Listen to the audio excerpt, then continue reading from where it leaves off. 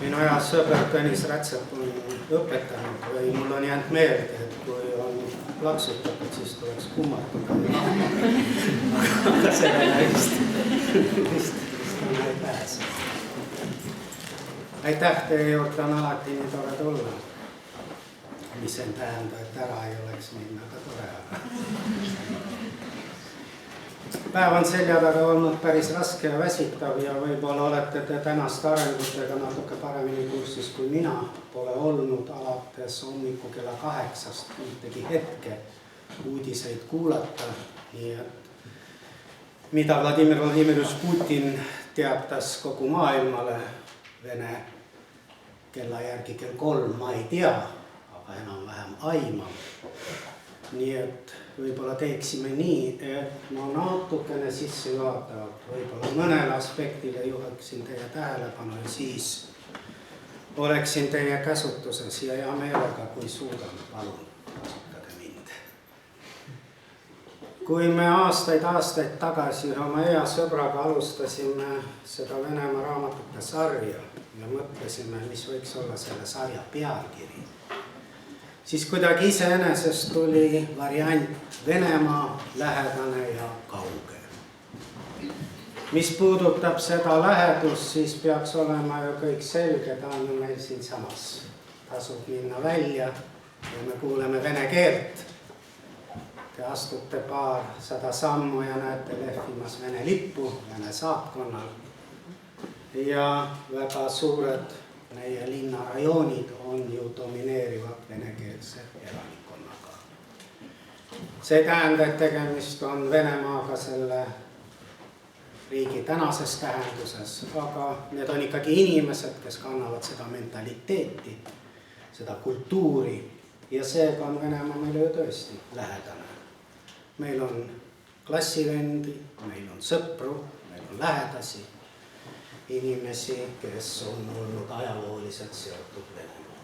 Aga miks siis kauge? Ja selleks, et mõista, kui kauge tegelikult Venemaast meist on, teile joonistaksin ühe pildi, mida ma tavaliselt olen teinud.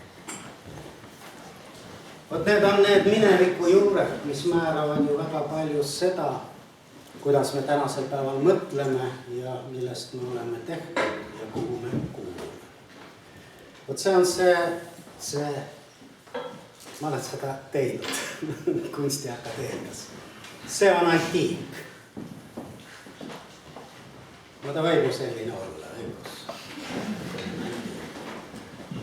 Ja see on siis see maailm, kus meie teiega oleme.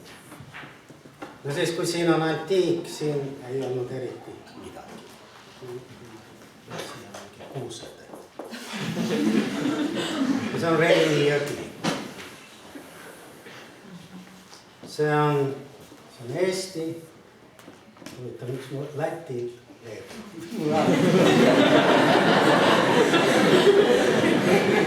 see oli ju kogema. Ja see tsivilisatsioon, see antiiktsivilisatsioon, sinu Rooma. See kuskil 4. sajandist muutub ju kristlikult tsivilisatsioon. See tuleb teile kõik tuttav ajaloo tundidest meelde. Ja me saame siia väga teise olulise keskuse, see on Konstantinoopol.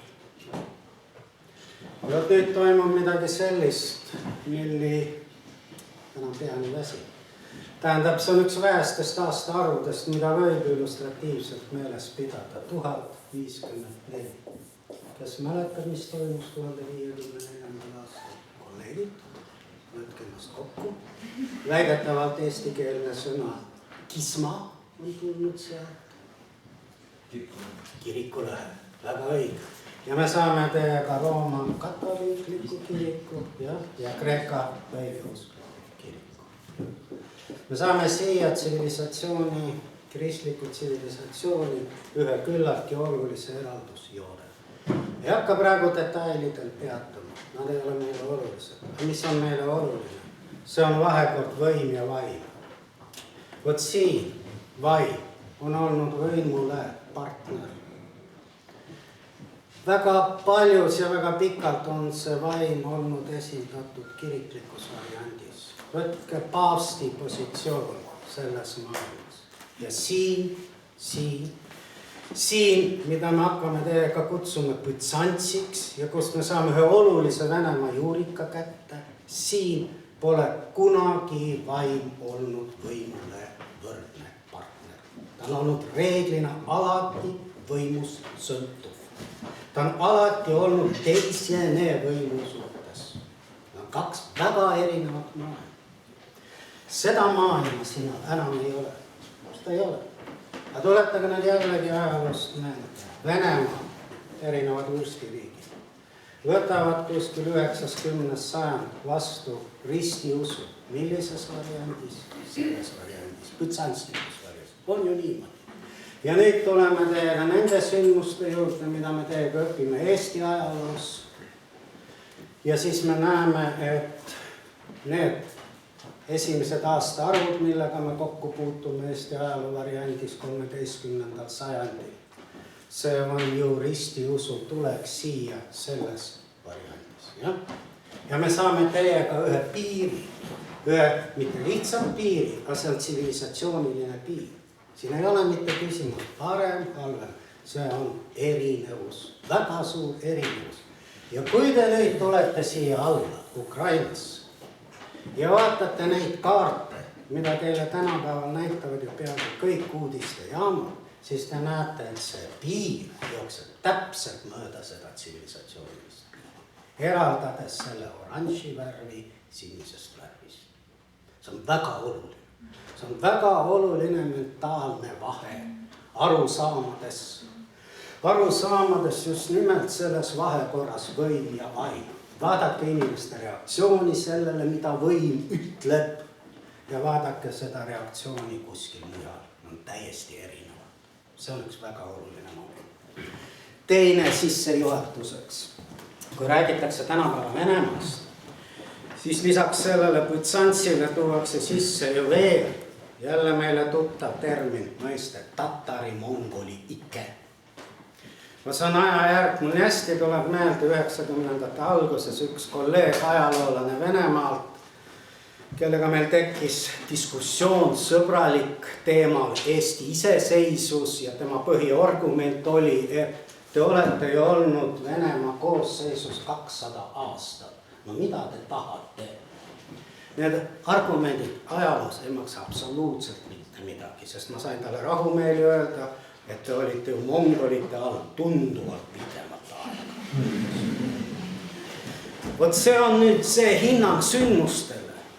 Me peame elama tänases päevas, lähtuma tänapäeva maailma reaalsusest. Kui me hakkame oma soove, unelmad, pürgimusi põhjendama minevikuga, siis me jõuame täielikku absurdi. Saame kõike põhjendada. Aga mitte sellest ei tahtunud ma rääkida. Tatari-mongoli ikke, need 200 aastat ja rohkem, on väga oluliselt mõjutanud vene mentaliteedi kujunemist. Mis suunas? Kui te lähete nüüd kuskil Lääne-Euroopas ajaloomuuseumisse, te olete kõik käinud. See võib olla ka meil. Ja astute nüüd sisse saali, kujutage ette, me läheme siit teiega välja, siin on üks saal ja saali uksel on silt 13. sajand. Keda me teiega näeme, kuidas nimetatakse seda sõjameest, keda me näeme selle ajaloomuuseumi saalis, kus on silt 13. sajand. Kes see on? Rüütel, loomulikult Rüütel. Kui me teiega siseneme Venemaal ajaloomuuseumisse 13. sajandi saali, kas me Rüütlit leiame seal? Ei leia. Aga kes on Rüütel? Rüütel on indiviid, on ju nii? Iga Rüütel erineb teisest Rüütlist. Ja, tal on vapp, ornament, teissugune, ta on persoon, ta on isiksus. Tatari-mongoli sõjavägi, tatari-mongoli mentaliteet oli kollektiiv. Üksik inimene ei mängi seal mingit rolli. See on mass, see on hoopis midagi muud, see on hoopis teine mentaliteet ja nii edasi. Nüüd järgmine moment, ma toon teile lihtsalt mõned näited. Väga paljud ajaloolased ajaloofilosoofid, teoreetikud, mille järgi nad eristavad Prantsusmaa ajalugu Venemaa ajaloost, Ukraina ajalugu Venemaa ajaloost, mis siis need eristab? Ajalugu on ju inimesed. Tähendab, ja lihtsustatud variandis, Vene ajalugu on selline, sellepärast, et venelased on sellised. Ja Eesti ajalugu on selline, sellepärast, et eestlased on sellised. Mis siis teeb selle sellise? See on kliima ja üldse need tingimused, kus inimene toimib. Ja? Need kujundavad selle inimese. Väga paljude teoreetikute arvates tühine nüanss esmapilgul, et olud Venemaa, geograafilis-klimaatilised olud, aga inimene ju sajandite jooksul sõltus ilmast selles variandis, mida põld talle annab ja parema ilmaga annab ta rohkem, siis ilmastik keskeltläbi on Lääne-Euroopas parem kui Venemaa. Mida see siis tulemusena tähendab? Jälle näide, mida ma olen siin ja seal toonud ja hakka midagi uut teile välja mõtlema. Tinglikult Lääne-Euroopas ühe suve jooksul 16. septembriks on võimalik 1 meetrilt saada 5 porgandit. Venemaa sellesama aja jooksul 2 porgandit. Maailm alates loomisest kuni tänase hetkini jaguneb nendeks, kes söövad porgandeid ja kasvatavad porgandeid. Ja nendeks, kes tahavad ka porgandeid süüa, aga kasvatada kuidagi ei taha. Nimetame neid tinglikult võimuks. Võimul oma eksistentsiks on vaja 1 porgandit. 1. Siit võetakse 1 ära. Me oleme teiega siin praegu. On vastik. Surume hambad kokku, olgu. Anname veel kõige väiksema, jah? 20%. Siit tahab võim ka 1 porgandi. Ka 1 porgandi. See on 50%. 50%. Kus võim peab rohkem jõudu rakendama, et selle porgandi kätte saada? Arusaadavalt siin. Kus on vaja suuremat bürokraatiat? Arusaadavalt siin. Nüüd, kui keegi tahab meilt midagi ära võtta ja me parajasti ei ole mitte filmis, vaid reaalses elus, mida me siis teiega teeme? Mida me teeme teiega? No mida me tavaliselt teeme? Me jookseme ära, õigus. Ja. Vaadake kaardile, millised on Venemaa avarused, kuhu on võimalik joosta. Ja Vene võimu üks oluline ülesanne oli kinnistada inimene maa külge. Me saame veel 1 olulise momendi, mis võtab ära inimesed, võt selle individuaalse alge. Ja nüüd, see on spetsiifiliselt omane ainult Vene võimule ajaloos olnud. Kui talupoeg on kinnistatud maa külge, ta on päris ori, siis, ja kujutage nüüd ette, et meie teiega oleme siis kõik need talupojad. Oleme kuskil seal kaugel Venemaa avarustel ja oleme need. Ja nüüd võimul on vaja meil korjata igalt ühelt 1 porgand. See ei ole mitte tülikas. Võim on ju väga nutikas. Võim leidis väljapääsu sellest tüütust olukorrast. Ta moodustas meist kollektiivi, veel 1 kord kollektiivi, ehk Vene kogukonna. Ja andis meile ülesande, meid on siin praegu 50 inimest, me peame koguma